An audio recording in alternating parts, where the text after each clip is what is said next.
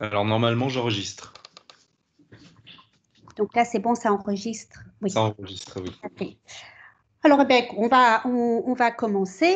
Ça fera peut-être venir des gens. Donc, bienvenue à cet atelier du samedi matin proposé donc par eHope Help for Hope, qui est une association de loi 1901. Et j'en parlerai un peu plus tard. Moi, je suis Sandy Becky, donc la cofondatrice de l'association. Et aujourd'hui, donc, avec nous dans cette session, nous avons plusieurs membres de l'association. Nous avons Chris, Julien et Clémentine, et donc qui pourront aussi intervenir et répondre aux questions, apporter des informations complémentaires et d'autres observations aussi. Donc aujourd'hui, on va parler de blockchain et principalement, donc on va illustrer ce sujet en allant regarder ce qu'apporte la blockchain dans la traçabilité de preuves, en prenant comme exemple donc eHope, l'application mobile développée et mise à disposition du public par l'association eHope Help for Hope. Donc la blockchain, c'est un mot qu'on entend beaucoup, on lit pas mal, enfin, en tout cas, c'est abondamment utilisé, développé dans pas mal d'articles, de forums, de présentations, de conférences. On ne sait pas toujours bien ce que c'est. Et donc, vous voulez commencer cette session en ayant un peu cette question quand on vous dit blockchain, si vous deviez donner un mot, quel mot vous donneriez? Donc ça, bon, vous pouvez l'écrire dans le chat, qu'on voit un peu quel est le premier mot qui vous vient à l'esprit. Bon. Si les membres de l'équipe pouvaient jouer le jeu. Ou Catherine.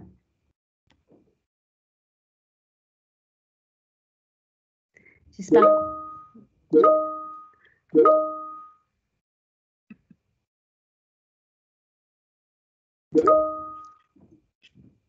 Donc effectivement, donc on voit beaucoup. Donc alors crypto-monnaie, crypto, sécurité, technologie. Donc voilà les mots que ça évoque pour certaines d'entre vous. Et en fait, bon, c'est vrai que la blockchain évoque tout un certain nombre de concepts et de notions, et on va voir ça dans cette session, hein, où on aurait pu là aussi avoir des mots que l'on voit souvent comme confiance, transparence, traçabilité. Donc, ce sont aussi des mots que l'on associe à la blockchain, en plus, oui, de ce mot crypto-monnaie qui arrive souvent, parce que effectivement, si on fait un petit peu d'histoire, et même si c'est pas forcément que ça qui est lié à la blockchain ce n'est pas que ça. Si on remonte un petit peu à d'où vient la blockchain, donc en 2008, le monde bascule dans une crise. C'est une crise financière de très grande ampleur qui déclenche une crise de confiance dans les institutions, hein, que ce soit les États, les systèmes financiers, les organisations internationales, enfin, toutes ces institutions censées garantir un certain ordre et qui normalement donc doivent jouer ce rôle de préservation et de la sécurité, que ce soit de la sécurité économique, financière, et donc cette crise crée ce déficit de confiance dans ces institutions, et apparaît donc, puisque c'est une crise financière, l'idée de développer une monnaie qui serait purement numérique, donc une crypto-monnaie, et à ce moment-là, donc, apparaît le Bitcoin. Alors, le Bitcoin aurait été inventé par potentiellement un Japonais, ou enfin ça, on n'en est absolument pas sûr, parce que derrière ce nom, Satoshi Nakamoto, on ne sait pas s'il y a une personne, on ne sait pas s'il y a un collectif de personnes. En tous les cas, en 2009, apparaît une première publication décrivant le fonctionnement du Bitcoin et le protocole de la blockchain. Et depuis, il y a des centaines de crypto-monnaies qui sont apparues et en 2021, bon, je vous ai mis là les principales dans ce petit tableau, basées sur leur valorisation et leur circulation. Mais évidemment, la blockchain n'est pas que un domaine lié à la finance. C'est beaucoup plus vaste que ça. Et je partage ici une définition un peu poétique de la blockchain donnée par Jean-Paul Delahaye, qui est mathématicien et informaticien, et donc il a défini comme un très grand cahier où que tout le monde peut lire librement, gratuitement, et sur lequel tout le monde peut écrire, mais qui est impossible à effacer et à détruire.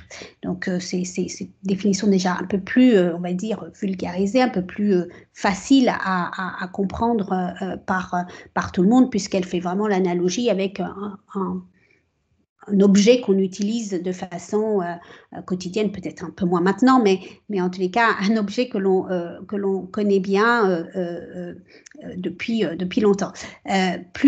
Peut-être un peu plus techniquement, donc la blockchain c'est comme un sorte de fichier informatique, une base de données, donc ça c'est toujours une définition de Jean-Paul Delahaye, composée de pages qu'on peut appeler des blocs, d'où le nom de blockchain, qui sont ordonnés dans un certain ordre. Hein. Donc vous avez la page 0, la page 1, la page 2, enfin, le bloc 1, le bloc 2, le bloc 3, et ainsi de suite,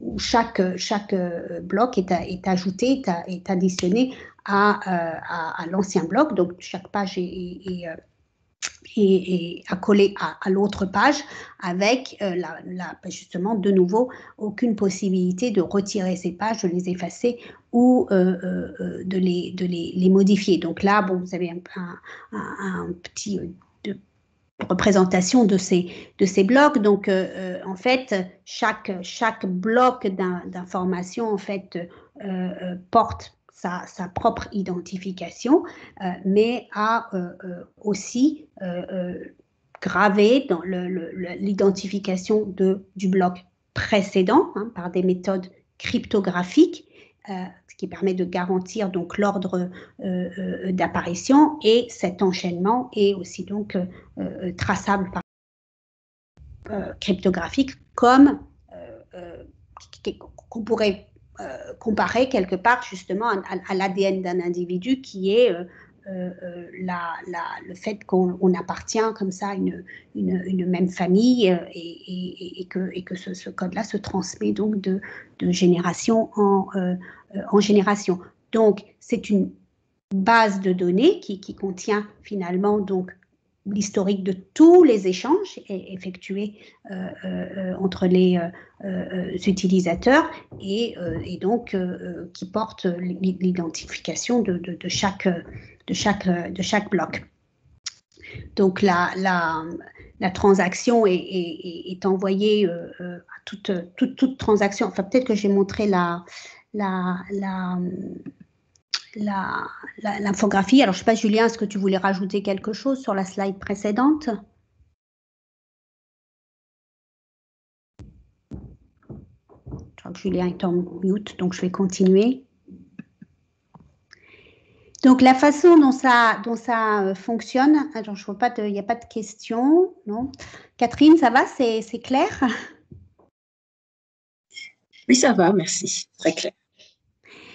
Donc la façon dont ça fonctionne, donc là on a fait une infographie pour essayer d'être le plus descriptif possible.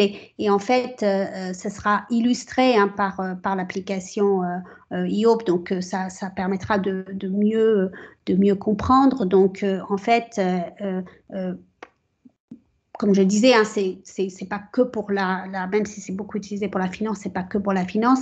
Donc, une personne demande une transaction. Cette transaction est envoyée donc à un réseau d'ordinateurs qu'on appelle des nœuds, donc qui sont situés dans le monde entier. Et chaque nœud, donc chaque ordinateur héberge une copie de la base de données dans lequel donc ont été inscrites toutes les transactions effectuées, et du coup donc toutes les parties peuvent y accéder. C'est quelque chose, c'est un réseau donc qu'on appelle peer-to-peer, puisque c'est un échange direct d'ordinateur à ordinateur, donc il n'y a pas d'institution entre ces ordinateurs, donc c'est un processus complètement désintermédié.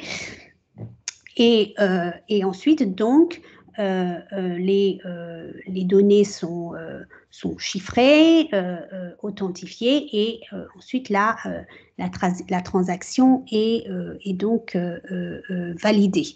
Donc, vous voyez bien la slide? C'est en grand écran hein, pour vous, parce que moi, comme c'est en... Oui. OK. Et donc, l'information est envoyée à tous ces ordinateurs, et ensuite, donc, chaque transaction individuelle, en général, est enregistrée auprès de plus de 7000 nœuds actifs, 7000 ordinateurs actifs, et donc prennent place dans une liste d'attente. Et en fait, toutes les 10 minutes, on prend toutes ces transactions donc, en attente dans cette liste d'attente, et un ordinateur donc va les valider, et du coup donc tous les autres nœuds de ce réseau vont se synchroniser à cet ordinateur, et c'est ce groupe de transactions que l'on appelait le bloc, et qui donc ensuite va s'enchaîner avec le précédent bloc et le bloc suivant. Et donc par envoi de transaction, il y a un nœud qui va, qui par la rapidité de calcul, va être récompensé, va apporter le chiffrage et va obtenir la récompense. Et donc, le nouveau bloc est rajouté à l'ancien de manière permanente, inaltérable. Et donc, une fois que cette transaction-là est faite, eh bien, il n'y a plus vraiment possibilité de modifier l'information. Parce qu'en fait, très concrètement, si on voulait modifier cette information, il faudrait en fait la modifier sur tous les serveurs qui l'hébergent. Et donc, c'est pour ça que la blockchain est aussi une technologie absolument utile et fondamentale dans tout ce qui est immutabilité de l'information et l'impossibilité à l'altérer d'aucune façon. Et donc, c'est une raison pour laquelle la blockchain est aussi utilisée dans des secteurs comme l'industrie alimentaire, la certification de diplômes, la traçabilité de preuves, comme ce que l'on va voir avec IOP. Est-ce qu'il y a des questions?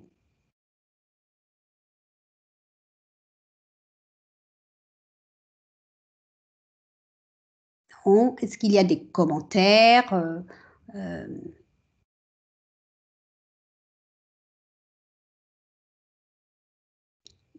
Est-ce que Julien, tu veux rajouter quelque chose?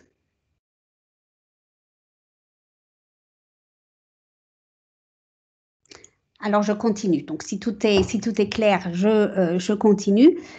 Donc, ce que l'on va voir, c'est effectivement l'application de la blockchain, donc un cas d'usage de la blockchain pour la traçabilité de preuves à travers donc l'application eHope, qui est une application mobile qui a été lancée il y a un an, puisqu'elle est sortie et elle est disponible au grand public depuis juin 2020. Et en fait, donc c'est une application mise à disposition par l'association. Et en fait, la raison d'être, aussi bien de l'association que cette application, finalement, c'est justement de devenir le bras armé technologique de la lutte contre les violences, hein, et toutes sortes d'infractions où il faut arriver à fournir des preuves.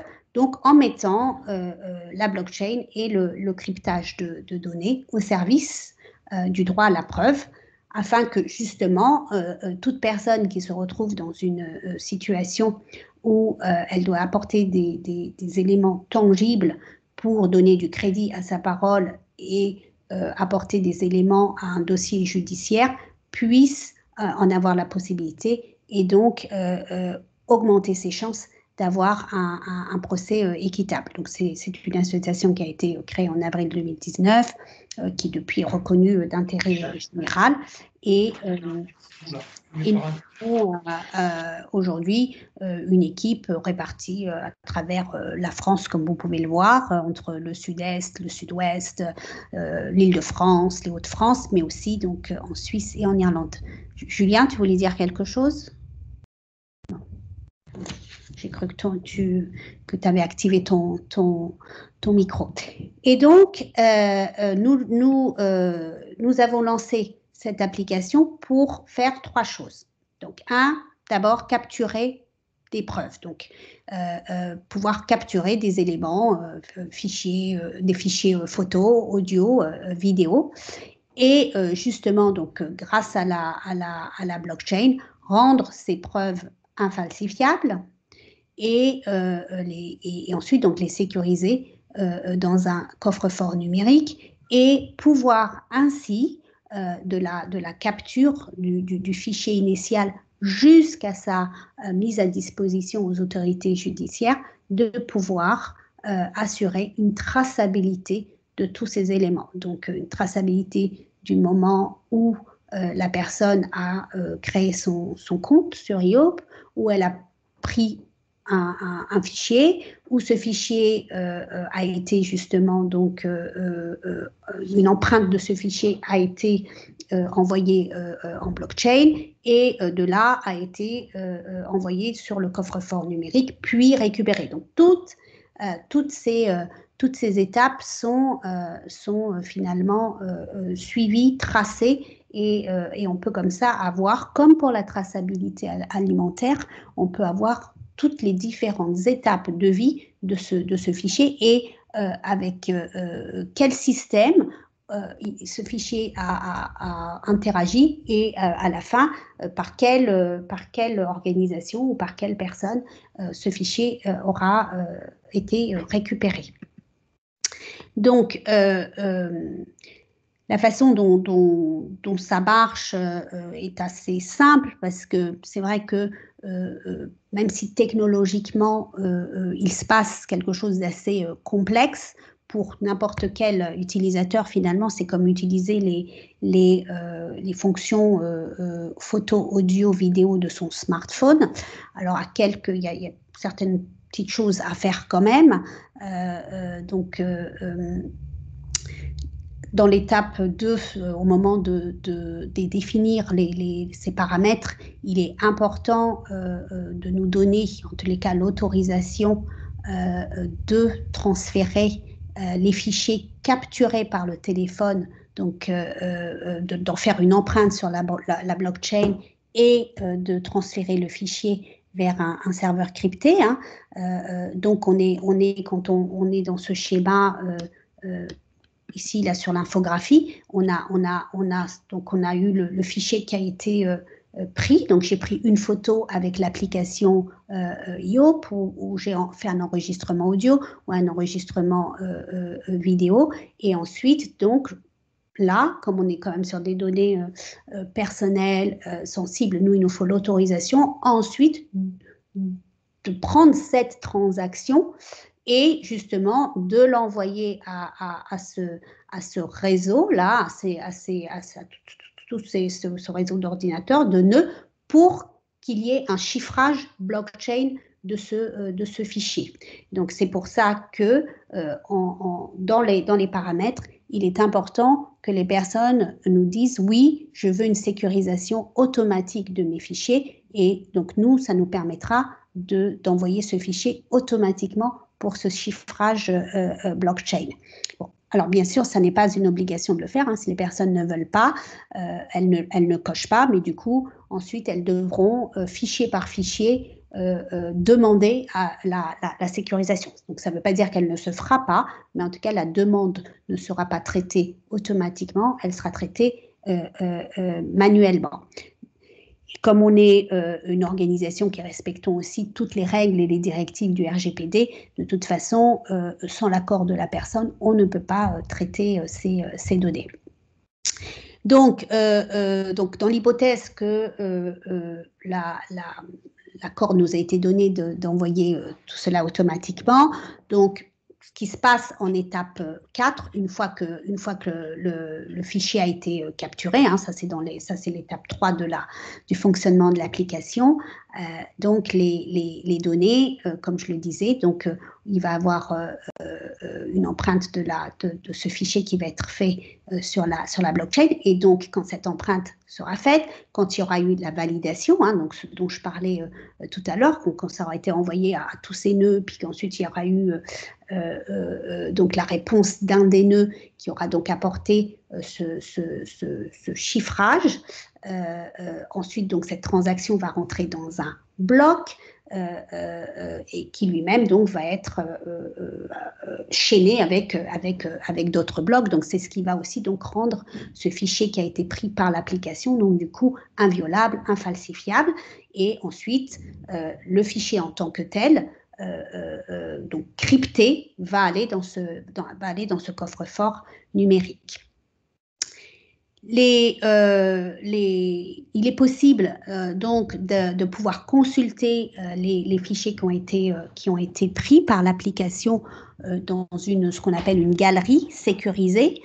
Donc ça permet de voir, si on le souhaite, hein, ça c'est aussi un choix au moment de la création du profil, de garder en consultation les fichiers ou pas, et donc si c'est le cas, donc on les voit dans ce qu'on appelle la galerie sécurisée. Et ensuite, la dernière étape, c'est au moment où la victime décide de porter plainte, donc d'entrer dans un processus de judiciarisation. On arrive donc à l'étape où il va falloir donc décrypter ces fichiers et les récupérer du coffre-fort numérique. Et donc ça se passe à l'aide de 2 clés numériques, donc une qui est générée par l'application à la demande de la personne, et l'autre clé qui est fournie par l'association aux autorités judiciaires, et c'est la combinaison de ces 2 clés qui va permettre l'ouverture du coffre et le décryptage des informations. Donc voilà un exemple d'utilisation de la blockchain et de la cryptographie dans une application qui est en dehors de la finance, hein, dans l'accès, enfin dans le droit à la preuve, pour avoir le droit à la contradiction et le droit à un procès équitable. Donc ça va permettre au moins à la partie adverse dans une procédure judiciaire de ne pas pouvoir remettre en cause l'authenticité des fichiers. Ah, il y a quelqu'un d'autre qui est en train de prendre contrôle de la présentation. Je ne sais pas qui c'est, mais je vais peut-être faire take back. Voilà. Est-ce qu'il y a des questions ?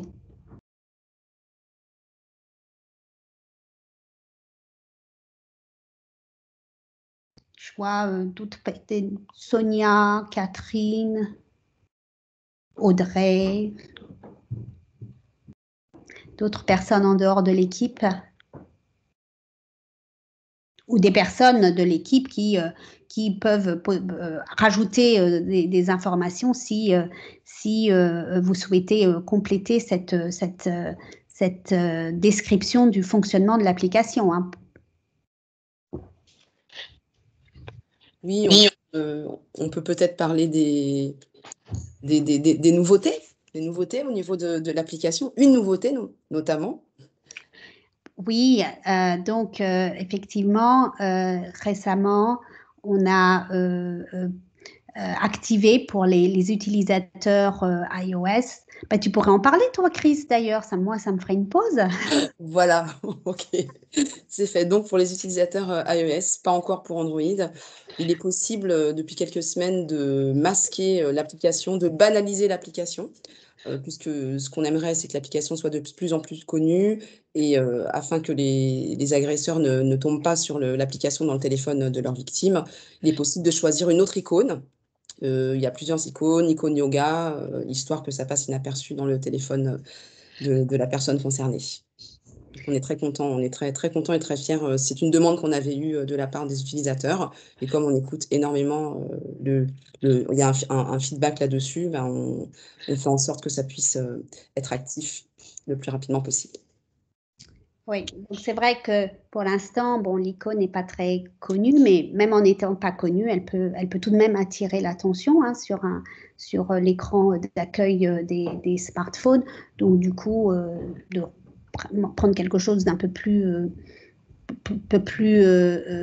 en lien avec le quotidien. Donc, effectivement, comme Chris disait, icône yoga, cuisine, musique, jeux vidéo, enfin des choses assez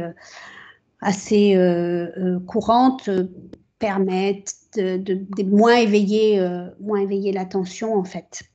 Et bon, après, il est vrai que quand même, c'est ce que je disais, hein, c'est un procédé technologique assez sophistiqué et donc, quand bien même, on va dire que l'agresseur, si on faisait l'hypothèse que l'agresseur arrive à rentrer dans l'application et arrive à l'étape 5 dans la galerie sécurisée, là, même si à cette étape-là, l'agresseur effaçait les fichiers, puisqu'il y a possibilité de les effacer, alors le fichier ayant déjà été envoyé pour sécurisation, pour chiffrage sur la blockchain, pour sécurisation sur le serveur crypté, eh bien, de toute façon, il ne serait plus possible de le détruire complètement, puisque de toute façon, il sera déjà sauvegardé. Donc,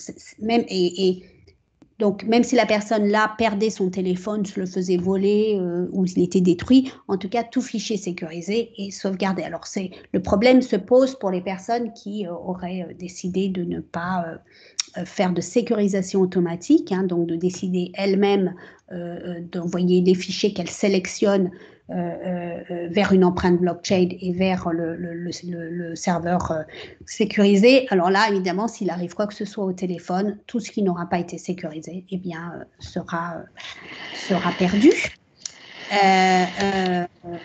Pour le dernier trimestre de 2021, en tous les cas, on espère, on est en train de travailler dessus.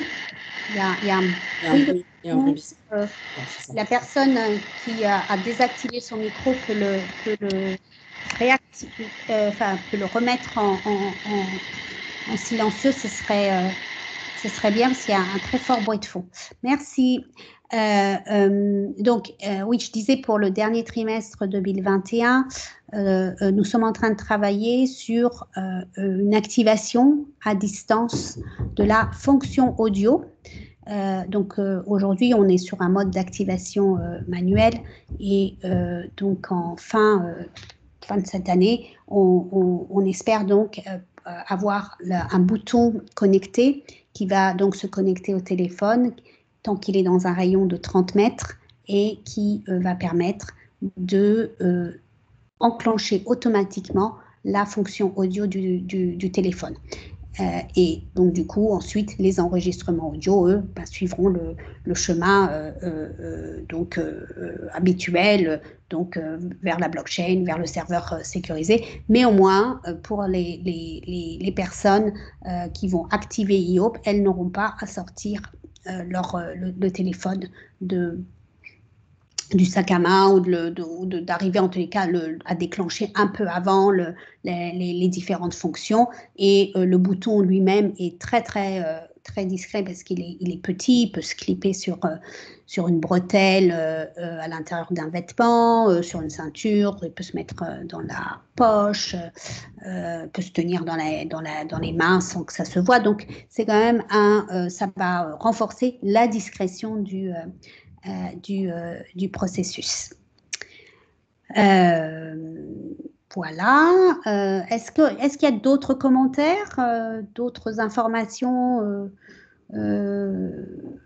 sur l'application, sur son lien avec la blockchain ou en général que voudrait rajouter l'équipe? Alors, je passe à la suite. Quelques peut-être d'autres informations techniques. Hein, donc, je l'ai dit, dans la mesure où c'est quand même un dispositif dans lequel on manipule des données très sensibles. Donc, bien sûr, on est totalement conforme au règlement général de la protection des données. Nous avons un délégué à la protection des données désigné à la CNIL. L'enregistrement blockchain, aujourd'hui, donc nous sommes sur une blockchain publique et Ethereum, et nous utilisons un connecteur qui est le connecteur Blockcy, donc de CIMAG, dont Julien est représentant, et les données sont hébergées, stockées chez un hébergeur qui s'appelle Jaguar Network, qui répond vraiment à tous les standards de sécurité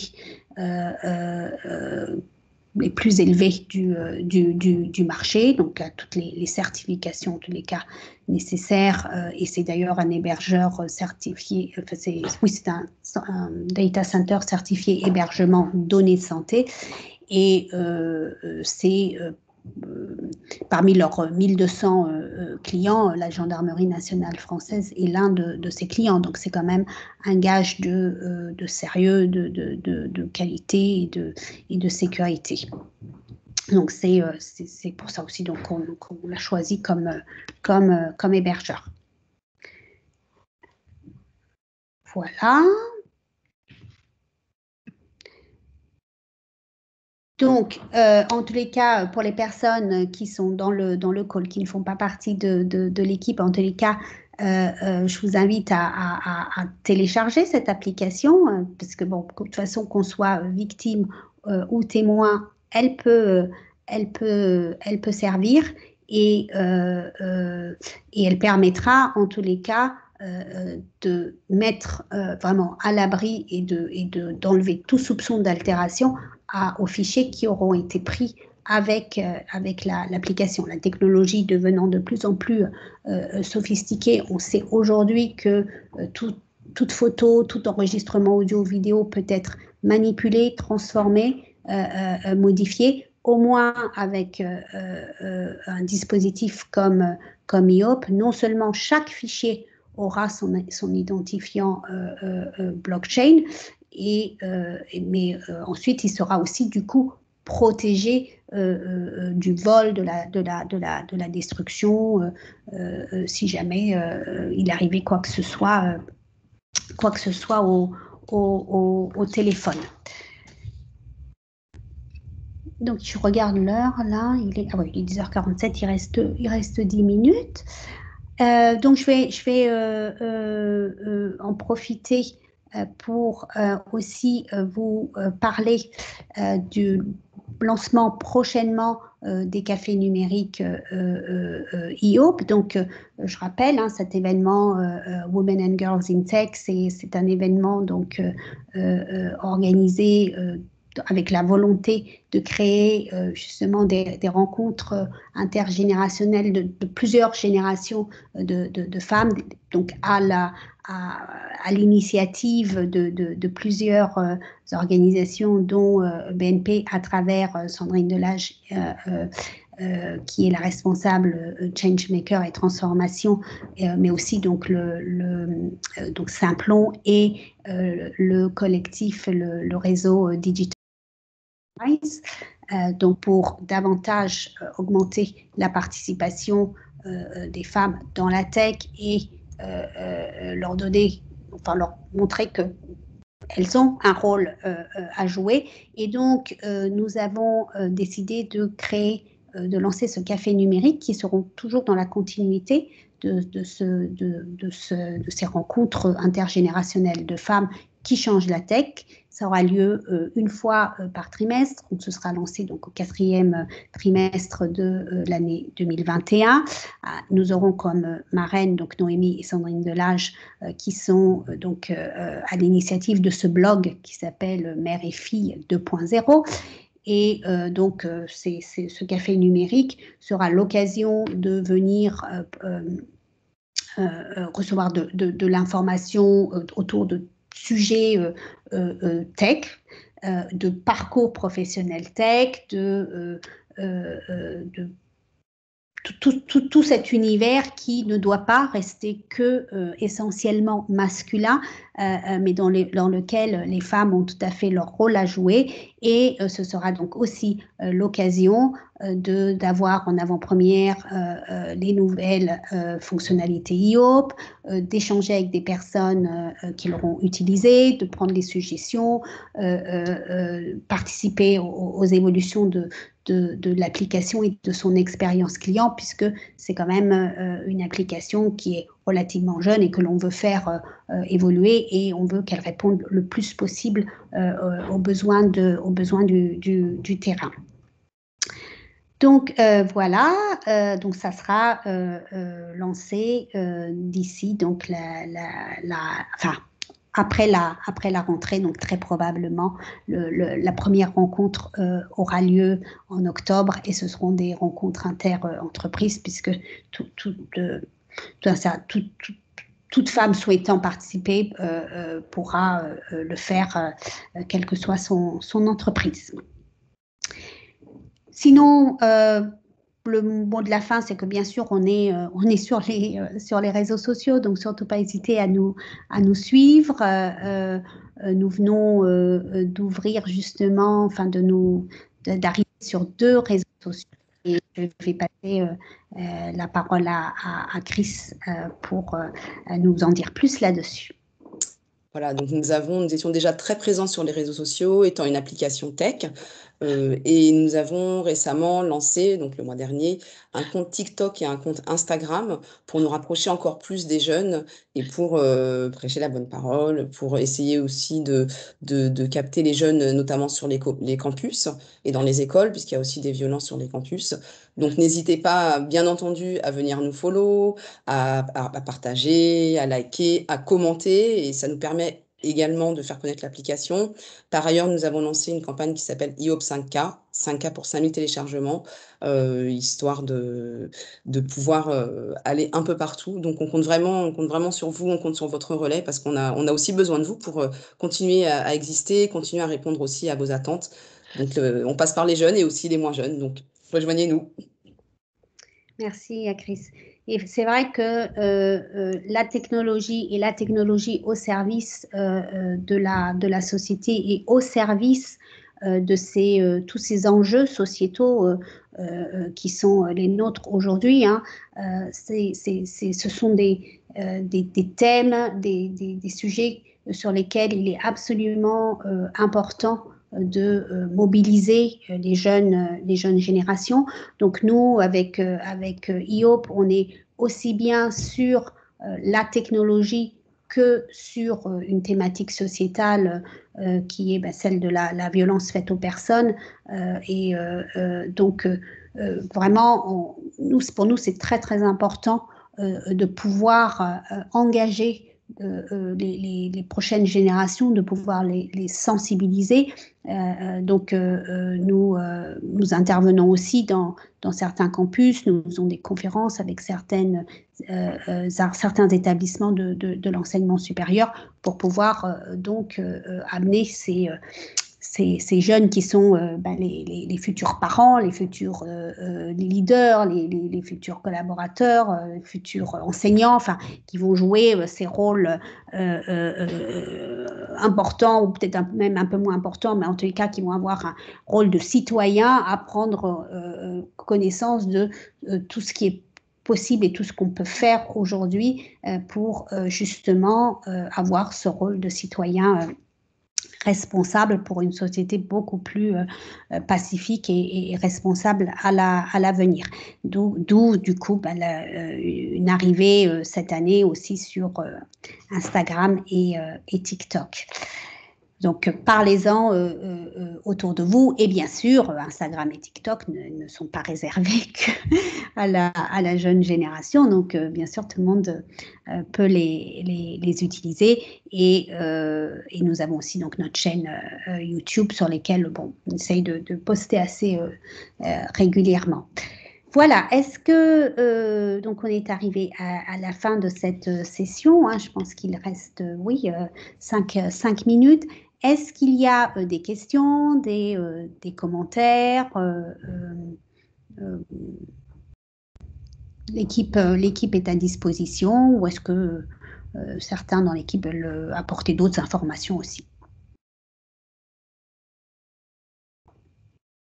Des choses que j'ai peut-être pas dites. Je vois qu'il y a peut-être c'est Louis Parsi qui vient de nous rejoindre.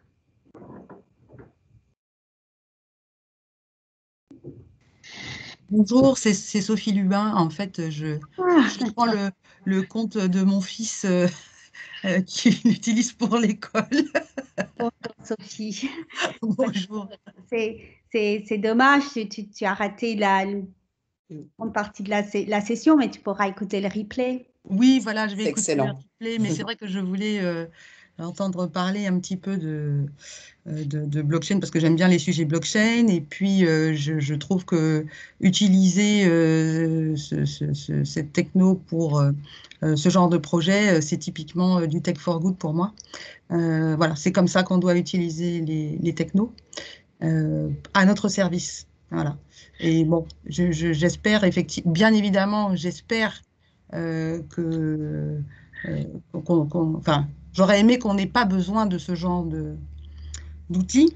Toutefois, il faut faire face à la situation, donc il faut faire quelque chose, quoi. On ne peut pas juste rester comme ça. Donc, vraiment, Sandy, merci pour cet outil, enfin, de t'être lancé sur ce sujet-là et d'avoir utilisé les technos au service des gens. Et c'est vrai que, merci en tous les cas, Sophie, d'être venue, même tardivement, et de ton commentaire qui me donne aussi l'occasion de préciser pourquoi être allé précisément sur le terrain de la preuve. Aujourd'hui, il existe déjà pas mal d'applications en termes de appel à l'aide, alerter son entourage. Bon, bien sûr, après, il y a tous les autres dispositifs qui existent, qui sont déjà tout le tissu associatif qui apporte de l'aide psychologique, de l'aide dans les démarches juridiques. En tous les cas, il n'y avait pas, en tout cas, de dispositifs, de solutions sur pas juste capturer la preuve, parce que quelque part, on peut dire que on peut capturer ces fichiers en utilisant son smartphone et puis ça suffit. Mais c'est aller au-delà de la simple captation de fichiers et de pouvoir rajouter de la technologie sur ces fichiers de façon à ce qu'ils ne puissent pas être discutés dans leur authenticité et leur intégrité. Et donc ça, alors je ne suis pas allée trop dans le détail là-dessus parce que c'est quand même très technique. C'est la fonction de hachage cryptographique de la blockchain qui permet de garantir l'intégralité du document et qui permet donc de ne plus pouvoir le modifier, ou en tous les cas, s'il était modifiable, même ne serait-ce que de passer, si par exemple on prend un texte et qu'on le remodifie entre lettres majuscules et lettres minuscules, ça changerait le hachage et donc ce ne serait plus du tout considéré comme le même document. Mais donc d'être sur ce domaine de vraiment, on permet de garantir l'intégrité d'une preuve, donc l'intégrité d'un document, d'un fichier, et ensuite, bon, parce qu'on sait que de toute façon, les victimes, c'est pas comme si elles allaient porter plainte, la plupart ne vont pas porter plainte tout de suite après un incident et mettre parfois quand même du temps, au moins le mettre sur un serveur sécurisé, ça permet de le sauvegarder et de le préserver de tout ce qui pourrait arriver au téléphone, au smartphone, ou même si ces outils étaient stockés sur un ordinateur, eh bien là, du coup, c'est dans un coffre-fort numérique et c'est protégé jusqu'à utilisation par les autorités judiciaires. D'accord. Pourquoi tu as choisi Ethereum? Alors, je vais laisser Julien répondre. Alors déjà, parce que c'est une blockchain publique, mais peut-être Julien, tu as plus de réponses là-dessus. Bon, je ne sais pas, peut-être que Julien n'est plus là. Mais en tous les cas... Je crois qu'il ne doit plus être là, Julien. Il est là sans être là. Donc là, je ne sais pas. Donc, de toute façon, nous, ce qu'on voulait, donc il y a plusieurs types de blockchain. Il y a des blockchains publiques, des blockchains privées, des blockchains de consortium, donc privés entre différents groupes.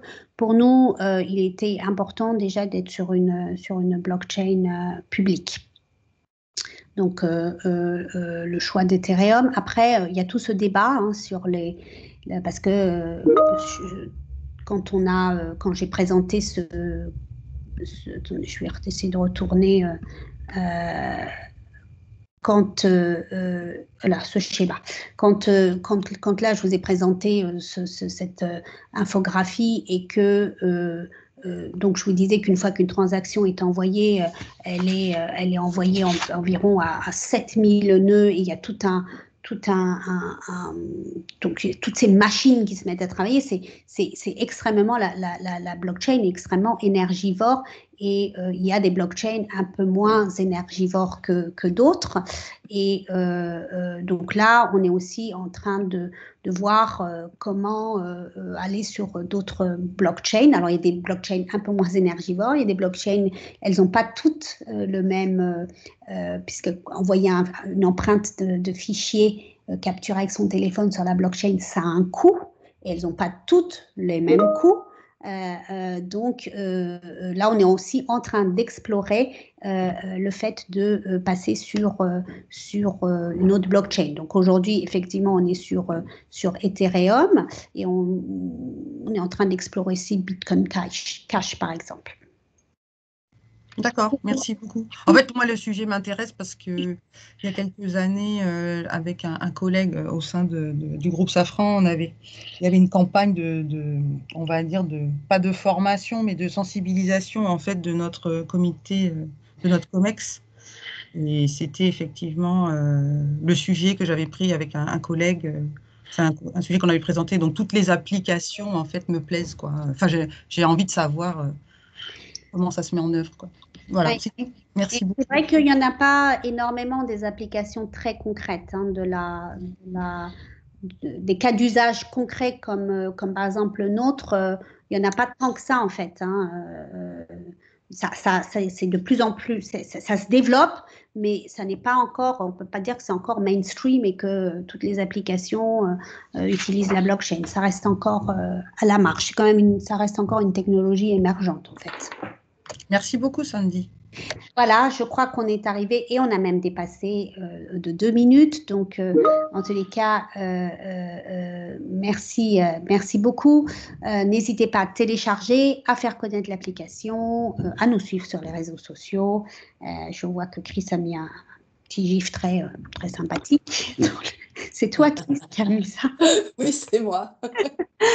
Dans le chat. Donc voilà. Donc merci et au plaisir de se croiser peut-être sur Vivatech aujourd'hui puisque nous y serons avec plusieurs membres de l'équipe. Avec plaisir. On espère Pardon, c'est mieux avec l'image. On espère tous vous rencontrer. Merci pour votre présence. Merci à vous. J'arrête l'enregistrement donc. Oui. Frédéric. Merci.